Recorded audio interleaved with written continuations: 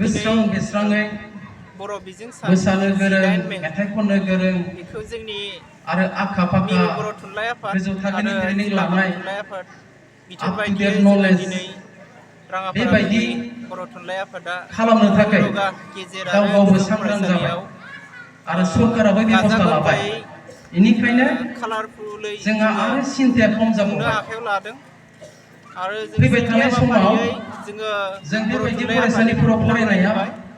गामि नैथि भितर भितराव हाबाफारियाव फरायनाय जोङो गथ'फोराबो बर' मोजां खन्थाइ शिक्षा मोननायनि आवरायहोलायनाय अबस्थायाव फैसिगोन बादायलायनाय होबाय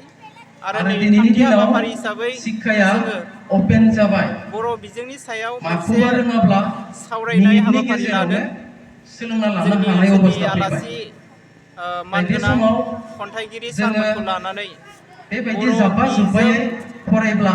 आथिखाल जाब्बा आरो जुब्बायै इयुन थायोब्ला मोनसे टपिक जानाय नंला लानानै जोङो दा बिजोंनि फोरोंगिरिफोराबो सोमोन्दै स्मार्ट जोङो जानांसिगोन गुवारै सावरायनो गथ' गथायजों हाबाफारि लादों फरायसुला दा फरायसुलि जोंनि स्मार्ट हाबाफारिया जानांसिगोन सोलिगासिनो दङ स्मार्ट जायाब्ला जोङो बर' स्मार्ट नलेज बिजोंखौ मोननो हाया जोंनि आरो स्मार्ट ओनसोलाव बोरै नलेज जायाब्ला फेहेरनो हागोन आरो जोङो बोरै जौगाहोनो हागोन जोङो बेखौ बुहुमनि दा नाजासनहोनो फैदों जे आरो लाइसि आरो सारमोनखौ टिभि मेदाममोनखौ चेनेल बा ट्रेनिंआव नै मोसानो पर्टेल मेथाइ चेनेलनि खननो गेजेरजों फोरोंग्रा जोङो जाबाय बर' बिजोंखौ जे मोसानानै मेथाइ खननानै फाव जोंनि आसाम खालामनानै हादोरसायाव फोरोङाब्ला दानि बाहायनो गथ'फोरा थाखाय जोंनि बर' एक्साइटेड जाया भाषाखौ गोसो होआ होननानै मुंदांखा खालामनो थाखाय बेबायदि जोङो ट्रेनिं होयो दा राङापारा गुदि बेबायदि बर' ट्रेनिंनि थुनलाइ आफादा गेजेरजों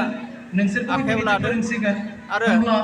जोंनि कालसारा बर' इमान भाषाखौ गोसारगोन आसाम हादोराव जोंनि लिटारेचारा आसाम इमान गोसारगोन हादोरसायाव ना बुहुमाव मुंदांखा खालामनो आरो थाखाय जोङो जोंनि नलेजआ गुबुन इमान माने जाथिफोरजों साक्सेसफुल जागोन हाथाय कमप्लिट जागोन गलाफ्राव बेखौ जोङो भाषाखौ नुनो रायलायनो मोनसिगोन आरो सानगासिनो दं गुबुन गुबुन गामियाव बर' आरो राव नुनो रायलायनो मोनथारगोन रोङै मोनसे समाव गामिफ्राव जोङो थांनानै नाथाय जोङो बेथ' जोंनि बर' सुखुनि खोथा भाषाखौ रायलायनो सुखुनि खोथायाव बेखिनि जाबाय लिरनो नाथाय दुखुनि खोथायावथ' थाखाय जोङो थाबावबायना आफादनि जानानै दुखुनि गामि खोथायाव मा गामि मा थांनानै थाबावो जोंहा खावलायहैदों जाहाथे जोंनि दुखुनि बर' खोथायाव जोंहा भाषाया दङ आसाम एसे गोसो होबावलाय हादोरसायाव नोंसोर आं फोजोबनोसै मुंदांखा जायो आसाम दुखुनि खोथाया जाहैबाय मा मिथिगौ हादोरसाजों लोगोसे जोंहा दा जोंनि गाव थुनथाइ बुहुमावनो गैया जाहाथे बर' भाषाया थारमाने जों गोसोबादि लेखा मुंदांखा साफायनो जायो मोना बिनि थाखाय जोङो खामानि जों मावनो गोसोबादि आखायाव लादों फोरोंगिरि थिसननो मोना आरो जोंहा स्कुलाव जोंहा आसाम लेखानि सरकारनि खम जानाखि जोंहा नैबे फोरोंगिरि खम क्लास 6नि आरो बिराद गोरों सानखान्थि गोरों आरो फरायनाय बिगियानाव फोरोंगिरिफोरखौ जों मोना इंराजि बेबायदि जोंहा दुखु बिजाब दं हरनायखौ जोङो जोंनि बर' थुनलाइ बेबायदिखौ आफादा मोननोब्ला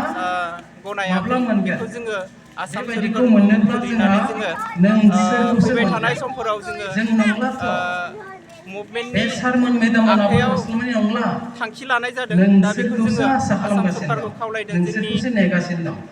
बर' नोंसोरो भाषानि बिजाब जानाखि क्लास 6नि गिदिर सानखान्थि आरो गिदिर बिगियानखौ फरायनानै बर' बिजोंजों लिरनाय नोंसोरो बिजाबखौ सोरबा जोंनो चिफ गोख्रैनो मिनिस्टार नांगौ जाब्ला जोङो आसाम सोरबा सरकारखौ डिसि खावलायदों जायोब्ला